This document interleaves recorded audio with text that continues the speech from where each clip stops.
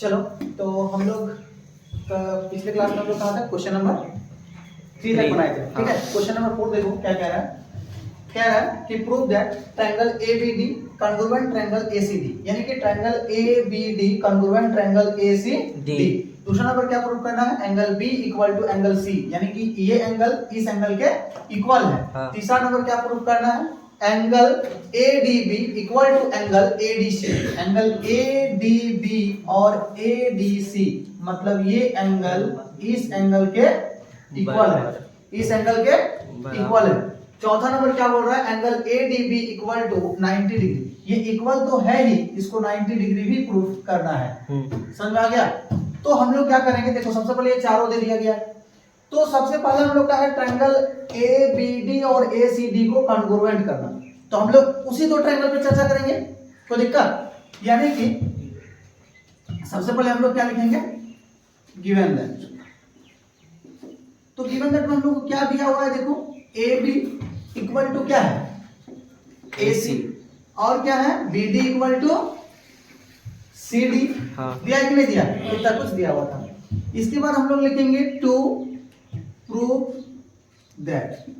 To prove that में ये जो चारों दिया हुआ है, ये चारों को हम लोग उतार देंगे, एक वाला, दो,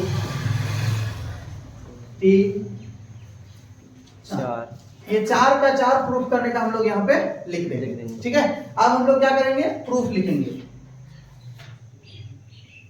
यानी कि जिस दो ट्रायंगल को कॉन्ग्रुएंट करना है उसी दो ट्रायंगल पे हम लोग बात करेंगे। ठीक है, तो ट्रायंगल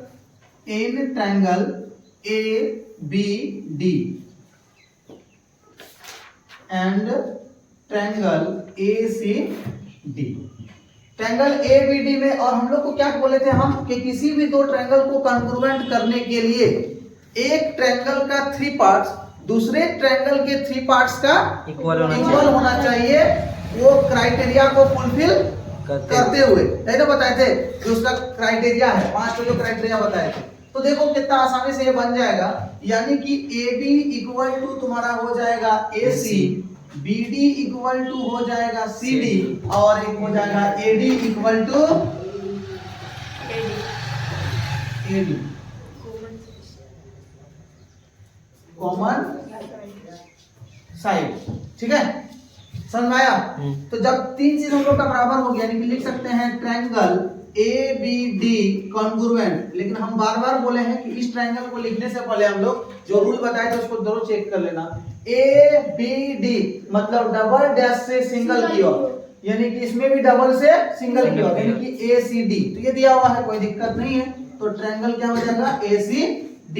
ये किससे हम लोग प्रूव किए, by side side side side, तीनों साइड के प्रॉपर्टीज से किए।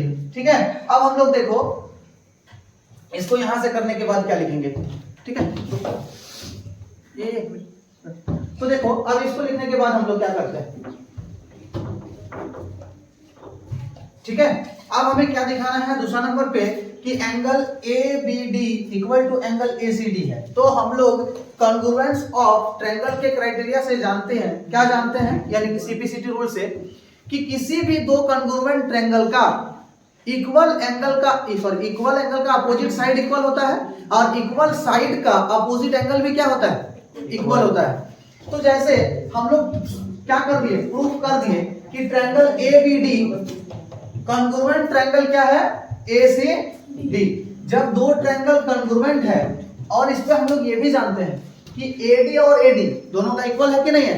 तो हम लोग यहाँ पे एक लाइन लिख देंगे इससे, इसके नीचे। ठीक है, AD इक्वल टू AD है, तो देयरफॉर AD का सामने वाला एक एंगल, यानी कि अपोजिट एंगल ये होगा। तो AD का अपोजिट एंगल क्या होगा, angle ABD equal to angle ACD by CPCT rule से, यानी कि कॉरस्पॉन्डिंग पार्ट्स। वाह, वेरी गुड।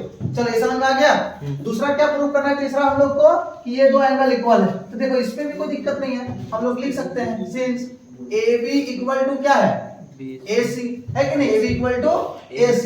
तो AB का भी फिर अपोजिट AB साइड का ये हो जाएगा, और AC का ये हो जाएगा, यानी कि देयरफॉर हम लोग लिख देंगे angle ADB equal to angle ADC।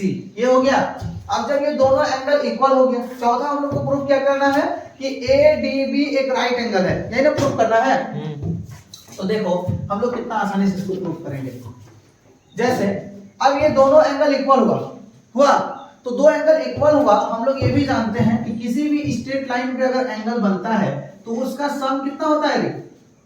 180 degree होता है। तो जब 180 डिग्री होता है इसका मतलब देखो, तो ये जब दोनों एंगल इक्वल हो गया ADB, तो हम लोग इसको मान लिए x, मान लिए, कोई दिक्कत?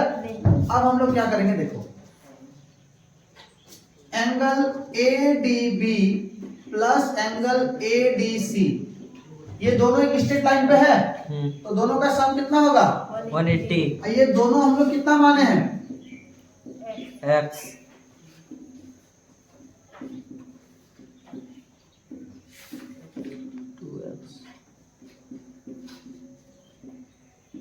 यानी कि x इक्वल टू कितना आ गया? 90 डिग्री।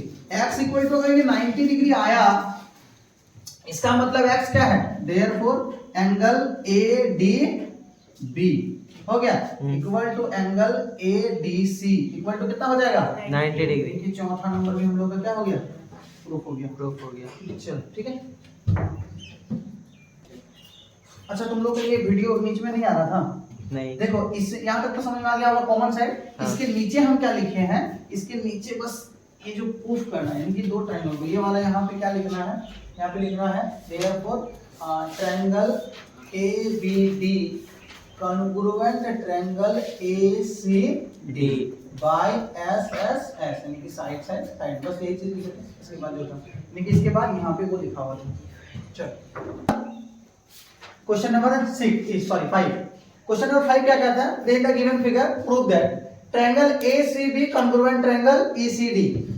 ACB ये ट्रायंगल और कॉन्ग्रुएंट करना है ECD, मतलब ये दोनों ट्रायंगल क्या करना है? कॉन्ग्रुएंट करना है। और दूसरा नंबर क्या प्रूव करना है? AB इक्वल टू ED, मतलब ये AB और ED दोनों क्या है? बराबर है, ये ना प्रूव करना है, इक्वल है। तो देखो हम लोग कैसे करेंगे, सबसे पहले जो रूल बोले थे वही करना है। क्या करना है?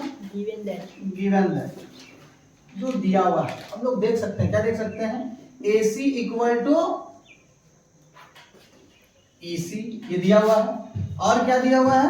BC इक्वल टू CD ये ना दिया है। हाँ। इसके बाद हम लोग लिखेंगे टू प्रूव दैट में वही दो को उतार देना है, एक इसको लिख लेना है, यानी कि triangle ACB congruent triangle ECD।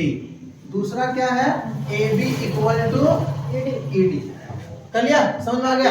इसके बाद देखो हम लोग कुछ कंस्ट्रक्ट करना है नहीं, प्रूफ में चलते हैं।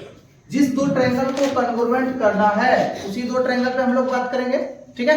तो दो ट्रायंगल क्या है हम लोग का? तो सबसे पहले लिखेंगे in triangle ACB and triangle ECD, यानी कि अब इन दो ट्रायंगल पे हमको देखना है कि इस ट्रायंगल का 3 पार्ट्स उस ट्रायंगल के 3 पार्ट्स का इक्वल होना चाहिए और क्राइटेरिया को क्या करना चाहिए? फुलफिल करना चाहिए, ये ना?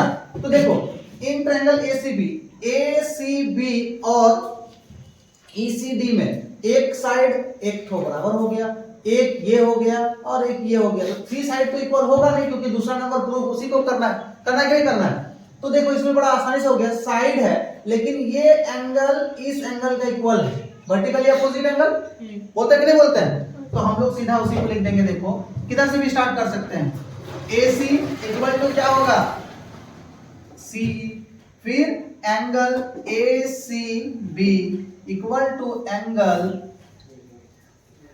DCE, और इसके बाद BC इक्वल टू CD। ये हो गया। हम लोग यहाँ पे क्या लिखेंगे? वर्टिकली अपोजिट एंगल, ठीक है? तो ये दो ट्रायंगल क्या हो गया? Triangle ACB congruent triangle. अब हम लोग चेक कर लेंगे ACB मतलब सिंगल डैश से एंगल की ओर, सिंगल डैश से एंगल की ओर, तो इसमें भी सिंगल डैश से एंगल की ओर, यानी कि ECD ट्रायंगल ECD हो गया।